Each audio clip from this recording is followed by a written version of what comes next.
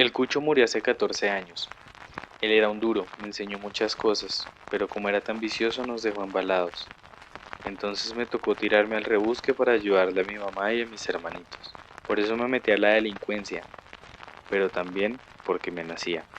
Yo desde muy pelado he sido malicioso.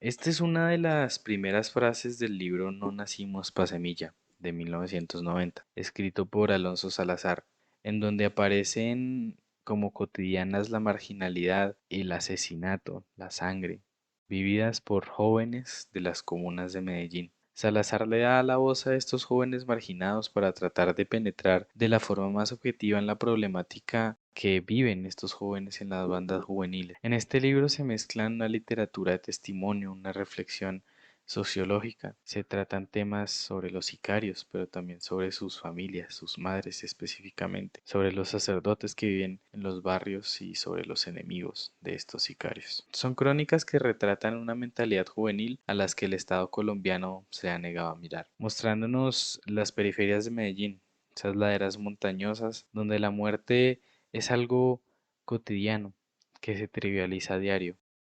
Este libro es un croquis de la realidad de la, en ese entonces, nueva ciudad latinoamericana, que es enorme. Por ende, cuando uno lee este libro, lo siente como un tirón en el alma, como un desconcierto que a la vez maravilla por la irrupción de esta nueva generación de en ese entonces adolescentes, que deja atrás unos viejos valores, unas viejas morales, de una mentalidad pueblerina y de la conservación de tradiciones de principios católicos, la defensa de un progreso que ha sido el baluarte de aquellos arrieros de la zona del Valle de Aburrá. Salazar retrata a Medellín como si este fuera un espejo, donde se contrapesan los viejos sueños utópicos de los jóvenes y las nuevas realidades de esta nueva ciudad que cada vez se muestra más salvaje.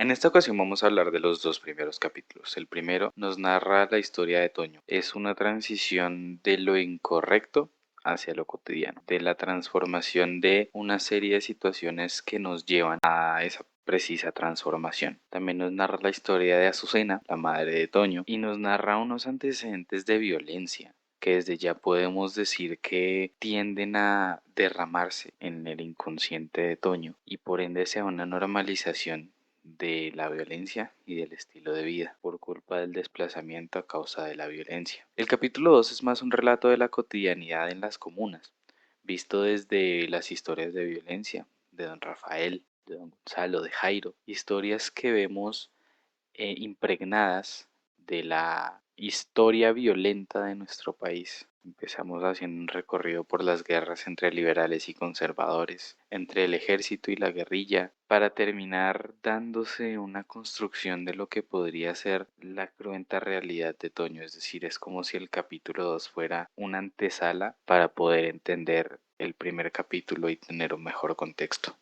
Una de las cosas, en específico una pregunta que quería traer a colación en este pequeño podcast es: ¿el lugar donde nacemos condiciona nuestro ser y la vida que viviremos? Porque este libro y sobre todo los dos primeros capítulos nos permiten concluir con esta pregunta. Para responder esta pregunta o de pronto contextualizarnos un poco más, he querido traer un estudio del Centro de Investigación y Educación Popular publicado en el año 2006, el cual estudia diversos índices de crecimiento, equidad y lucha contra la pobreza en Medellín entre los años 1990 y 2002. En ese periodo de tiempo, el índice de desarrollo humano era muy inequitativo en las comunas de Medellín. Por ejemplo, en comunas como El Poblado se registraban niveles similares a los de países como Noruega y Canadá. Sin embargo, en las comunas populares, en las cuales se relatan las historias del libro, se ve unos índices de desarrollo humano demasiado bajos, unas diferencias porcentuales de por lo menos 25 puntos. Otros índices, como el de calidad de vida, también nos muestran la misma inequidad. Pero ya centrándonos un poco más en el libro, podemos decir que los antecedentes históricos de los padres y la ubicación actual geográfica de los hijos sí pueden derivar en una aceptación de la violencia y por ende llevar un estilo de vida en torno a ella. Es decir, que el lugar donde nacemos podría llegar a condicionar nuestro ser y la vida que viviremos. Centrándonos en la historia de Azucena y Toño, podemos ver que Azucena tiene unos antecedentes de desplazamiento por la violencia, unos antecedentes de violencia intrafamiliar. Y no solo Azucena, sino muchas de las personas que llegan y llegaron a las comunas de Medellín y en general a los barrios populares de todo nuestro país tienen historias similares. Volviendo al estudio que hemos hecho mención anteriormente, podemos ver que las personas que ganan entre 0 y 400.000 pesos generalmente tienen una educación máxima hasta secundaria. Al nivel técnico solo llega a un 6% en los que ganan de 400.000 a 1.000.000 de pesos, que es una excepción. Pero en los casos más graves, el técnico es el 1.2%, datos del año 2004. Es decir, que si bien el lugar donde nacemos no define qué tipo de personas vamos a ser, sí define las oportunidades que vamos a tener. Y desde allí se empieza a configurar una percepción de la vida y del mundo que se ve tergiversada por la falta de oportunidades y por el abandono estatal, dejando como única opción en el caso de Toño y como muchos otros en todo nuestro país la delincuencia, porque no hay opciones para acceder a la educación,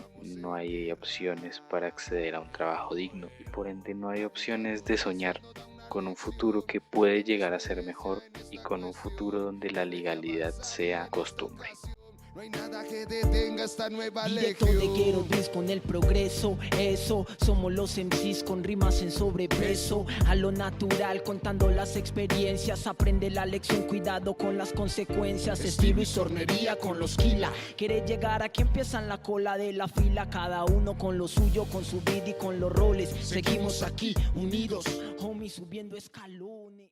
Desde mi opinión personal, el libro retrata una realidad que a veces se ve escondida por unos índices. Dejamos de ver las historias reales y empezamos a ver números. Historias como la de Toño, como la de Don Rafael, como la de Azucena, son el pan diario de muchas de las personas que habitan los barrios populares de Medellín y de nuestro país. Es también una forma de comenzar a ver la verdad desde los ojos de las víctimas y precisamente dejar de verlos como números. Es una tarea que como nación estamos comenzando hasta ahora a hacer algunos y es una tarea que todos debemos hacer. Ver esa realidad desde los ojos de las víctimas y de las historias de una cotidianidad violenta en la cual se normalizan todos estos actos crudos que terminan por ser lo cotidiano en el estilo de vida nos permite responder esta pregunta mucho mejor. Y es que sí, en efecto, el lugar donde nacemos puede llegar a condicionar nuestro ser, pero no es el lugar donde nacemos, sino las oportunidades que tenemos al nacer. Al fin y al cabo, algunos no nacimos pa' semilla.